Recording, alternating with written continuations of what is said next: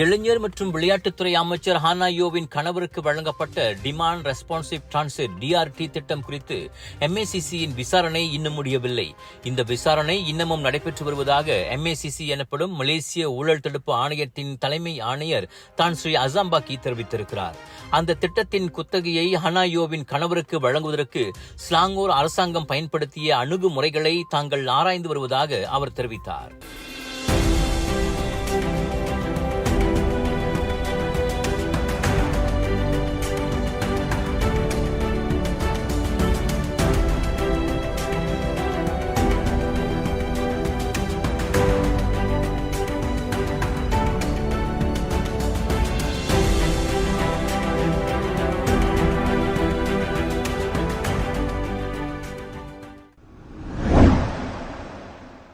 தகுதி பெற்ற பூடி மடானி விண்ணப்பதாரர்கள் இன்னும் பிளீட் அட்டையை பெறாவிட்டாலும் டீசல் பயன்படுத்தியதற்கான ரசீதுகளை வைத்திருக்குமாறு கேட்டுக் கொள்ளப்படுகின்றனர்.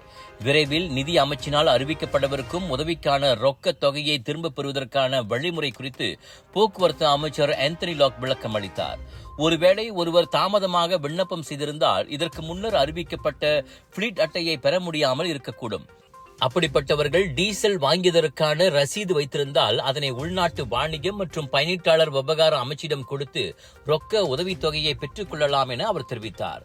இந்த அறிவிப்புக்கு முன் பிளீட் அட்டை பெறாதவர்களுக்கு பாதிப்பு எதுவும் இல்லை என ஆந்தனி லாக் தெரிவித்தார். எனவே அவர்கள் வைத்திருக்கும் ரசீது மூலம் பணத்தை திரும்ப பெறலாம். நாங்கள் பணத்தை திரும்பி செலுத்துவதற்கான வழிமுறை இருக்கும் தொழில் முனைவோருக்கு உதவித்தொகைக்கான பூடி மடானி விண்ணப்பம் இன்னும் அங்கீகரிக்கப்படவில்லை என கூறும் சில தரப்பினரின் அறிக்கைகள் குறித்து கருத்துரைக்கும்படி வினவப்பட்ட போது ஆந்தனி லாக் இத்தகவலை வெளியிட்டார். மலேசியா ரயில் லிங்க் சென்ற அன்பர்கள் 2 புரிந்துணர்வு ஒப்பந்தங்களில் கையெழுத்திட்ட நிகழ்ச்சியை பார்வையிட்ட பின் செய்தியாளர்களிடம் பேசிய போது அவர் இதனை தெரிவித்தார். சுவாச பிரச்சனை, சளி, இருமலுக்கு உகந்த தீர்வு சைலஜா பேபி ஹெர்பல் கிரீம். துளசி, கரிஞ்சீரகம், கிராம்பு போன்ற மூலிகைகளால் கொண்டு தயாரிக்கப்பட்டுள்ள சைலஜா பேபி ஹெர்பல் கிரீம் உங்கள் குழந்தைக்கு சிறந்த தேர்வு. பெர்சாத்து சாசா மலேசியா எனப்படும் பெர்சாமா என்ற புதிய அரசியல் கட்சி நேற்றிரவு தொடங்கப்பட்டதோடு அதன் தலைவராக தொழிலதிபர் டேனியல் மனோகரன் அப்துல்லா நியமிக்கப்பட்டுள்ளார். நாட்டில் உள்ள அரசியல் கட்சிகளின் சவால்களின் நிலையை உயர்த்துவதற்காக பெர்சாமா கட்சி உருவாக்கப்பட்டதாக டேனியல் தெரிவித்தார். தற்போது அரசியலில் ஈடுபட விரும்பும் எவருக்கும் அவர்களின் பின்னணி, செல்வாக்கு மற்றும் நிதி ஆதரவாளர்கள் குறித்த கேள்விகள் கேட்கப்படும். ஒரு குறிப்பிட்ட அளவு செல்வாக்கு உள்ளவர்கள் மட்டுமே இக்கட்சியில் பொதுவாக வரவேற்கப்படுவார்கள் என அவர் கூறினார். அரசியல் முன்னணியில் இருக்கும் மக்களுக்கு சேவை செய்வதில் ஆர்வமுள்ள எவருக்கும் பெர்சாமா கட்சியில் ஒரு தளத்தை வழங்க நாங்கள் விரும்புகிறோம். இதில் அரசியல் வாரிசு இல்லை என டேனியல் தமதுரையில் தெரிவித்தார். பெர்சாமா கட்சி ஏதேனும் கூட்டணியில் சேருமா அல்லது கூட்டணியை உருவாக்குமா என வினவிய போது அத்தகைய கூட்டணிகள் கட்சியின் தற்போதைய முன்னுரிமை அல்ல என்று டேனியல் மறுமொழி தெரிவித்தார். மாறாக மக்களின் பிரச்சனைகளுக்கு குரல் கொடுக்கும் செக் அண்ட் பேலன்ஸாக 3வது சக்தியாக திகழும் நோக்கத்தை கொண்டுள்ளது. நிதி ஆதரவு இல்லாததை ஒப்புக்கொண்ட அவர் மக்களிடமிருந்து மக்களுக்காக பெர்சாமா கட்சி இருப்பதால் மக்களின் நன்கொடையை நம்பியிருப்பதாக கூறினார். இதன் வழி மக்களை தவிர வேறு யாருக்கும் நாங்கள் பதிலளிக்க விரும்பவில்லை என்று அவர் விவரித்தார். அடுத்த பொதுத் தேர்தலில் கட்சி பங்கேற்பது குறித்து ஆராய்ந்து வருவதாகவும் டேனியல் தெரிவித்தார். மேலும் கட்சியின் தலைமைத்துவம் மற்றும் கட்சியின் சட்ட விதிகள் தொடர்பான ஆவணங்கள் சங்க பதிவாளரிடம் சமர்ப்பிக்கப்பட்டு ஒப்புதலுக்காக காத்திருப்பதாகவும் அவர் கூறினார். முட்டையின் மஞ்சள் கருவை உட்கொண்ட பின் ஏற்பட்ட நச்சுணவின் பாதிப்பினால் 17 வயது இளைஞன் ஒருவன் உயிரிழந்தான். கோம்பாக் சுங்கை சின்சினில் உள்ள சமய பள்ளியில் நடைபெற்ற நிகழ்ச்சியில் கலந்து கொண்ட பின் தனது தாயார் மீஹூன் மற்றும் மஞ்சள் கருவுடன் கொண்ட மாதா கிருபாவ் எனப்படும் முட்டையை கொண்டு வந்திருக்கின்றார். தனது மகன் 3 முட்டைகளை மட்டுமே உட்கொண்ட பின் நச்சுணவினால் பாதிக்கப்பட்டு இருந்ததாக கமால் என்பவர் தெரிவித்தார். நச்சுணவு காரணமாக தனது மகன் மரணமடைந்தது பெரும் வேதனை மற்றும் அதிர்ச்சியை ஏற்படுத்தியிருப்பதாக அவர் சோகத்துடன் கூறினார். நல்ல வேளையாக தனது 2 பெண் குழந்தைகள் முட்டையை உட்கொள்ளவில்லை என அவர் கூறினார். இதனிடையே நச்சுணவு குறித்து தமக்கு தகவல் கிடைத்ததாக ஸ்லாங்கூர் இஸ்லாமிய சமயத்துறையின் இயக்குநர் டாக்டர் முகமது ஷாஜிசான் அஹமத் தெரிவித்தார். நிகழ்ச்சி ஏற்பாட்டாளர்களான 33 ஆசிரியர்கள் இந்த நிகழ்ச்சியில் சம்பந்தப்பட்டிருந்தனர். ஆனால் அவர்கள் எவரும் நச்சுணவு பிரச்சினைக்கு உள்ளாகவில்லை என அவர் கூறினார். வெளியில் இந்த உணவை உட்கொண்ட 2 மரணமடைந்ததாக தமக்கு தகவல் கிடைத்தது குறித்து பெரும் கவலைக்கு உள்ளானதாகவும் இது தொடர்பான அறிக்கைக்காக வெற்றிக்காக தாம் காத்திருப்பதாகவும் முகமது ஷாஜிகான் தெரிவித்தார்.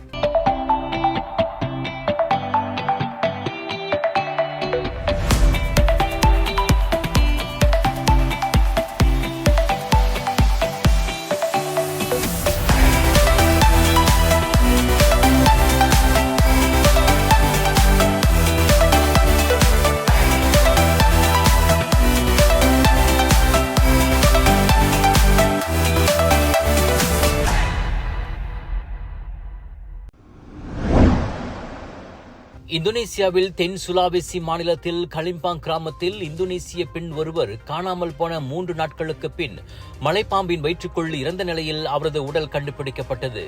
5 மீட்டர் நீளம் கொண்ட மலைப்பாம்பு 45 வயது ஃபரிடா என்ற பெண்ணை விழுங்கியதை அவரது கணவரும் கலிம்பாங் கிராம மக்களும் கண்டுபிடித்தனர். 4 பிள்ளைகளுக்கு தாயான ஃபரிடா வியாழக்கிழமை இரவு காணாமல் போனதாகவும் வீட்டிற்கு திரும்பாததால் அவரை தேடும் நடவடிக்கை மேற்கொள்ளப்பட்டதாகவும் கிராம தலைவர் ஸ்வார்டி ரோசி AFP செய்தி நிறுவனத்திடம் தெரிவித்தார். ஃபரிடாவிற்கு சொந்தமான பொருட்களை அவரது கணவர் கண்டுபிடித்த பகுதியில் அவரது கிராம மக்களும் தேடும் நடவடிக்கையில் ஈடுபட்டனர். அப்போது திடீரென வயிறு உப்பிய நிலையில் மலைப்பாம்பு ஒன்றை கண்டனர். அந்த மலைப்பாம்பை பிடித்து அதன் வயிற்றை கிழிக்க அவர்கள் முடிவு செய்தனர். அவ்வாறு செய்தவுடன் உடனடியாக ஃபரிடாவின் தலை தெரிந்தது. அந்த மலைப்பாம்பின் வயிற்றுக்குள் முழு உடையுடன் ஃபரிடாவின் உடல் கண்டுபிடிக்கப்பட்டது. இது போன்ற சம்பவங்கள் அபூர்வமாக நடக்கக்கூடியது என்றாலும் அண்மைய காலமாக சில மனிதர்களை மலைப்பாம்புகள் விழுங்கிய சம்பவங்கள் இந்தோனேசியாவில் நடந்துள்ளன. Just watch me. Charge! Keeping you and your loved ones safe indoors with Nano EX technology. Panasonic. Austrian airlines விமானம் ஆலங்கட்டி மழையால் மோசமாக சேதமடைந்தது. ஞாயிற்றுக்கிழமை அந்த விமானம் இடியுடன் கூடிய புயல் சுழற்சியின் மீது மோதியதாக ஆஸ்திரிய ஏர்லைன்ஸ் தெரிவித்தது. 173 பயணிகள் மற்றும் 6 பணியாளர்களுடன் ஸ்பெயினில் உள்ள பால்மா டி மலோர்கா விமான நிலையத்திலிருந்து அந்த விமானம் ஆஸ்திரியாவின் வியன்னாவுக்கு சென்ற போது ஆலங்கட்டி மழையினால் சேதமடைந்த போதிலும் அந்த விமானம் வியன்னாவில் பத்திரமாக தரையிறங்கியது. அந்த விமானத்தின் மூக்கு பகுதி கடுமையாக சேதமடைந்ததோடு விமானி அறையின் மேற்பகுதி வளைந்ததாகவும் விமானி அறையின் ஜன்னல் கண்ணாடியில் விரிசல் ஏற்பட்டதாகவும் சமூக ஊடகங்கள் காணொளி வெளியிட்டுள்ளன. புயல் சுழற்சி என்பது மேல் மற்றும் கீழ் வரைவுகளை கொண்ட ஒரு காற்று நிறையாகும். இதனை எதிர்நோக்கும் விமானம் கொந்தளிப்பை சந்திக்க வேண்டிய சூழ்நிலைக்கு உள்ளாகும். ஏர்பஸ் 320 விமானம் வியன்னாவை நெருங்கும் போது இடியுடன் கூடிய சுழற்சியில் சிக்கியது. விமான அறையின் பணியாளர்களின் தகவலின்படி வானிலை ராடாரில் இது தெரியவில்லை என்று ஆஸ்திரிய ஏர்லைன்ஸ் வெளியிட்ட அறிக்கையில் தெரிவித்தது. கடந்த மாதம் சிங்கப்பூர் ஏர்லைன்ஸின் SQ321 விமானம் கடுமையான கொந்தளிப்பில் சிக்கிய போது அவ்விமானத்தின் பயணி ஒருவர் இறந்ததோடு 70க்கும் மேற்பட்டோர் காயமடைந்தனர். அதே வாரத்தின் பிற்பகுதியில் டோஹாவிலிருந்து டப்ளினுக்கு சேவையில் ஈடுபட்டிருந்த காட்டார் ஏர்வே விமானத்தில் பயணம் செய்த 12 பேர் காயமடைந்தனர்.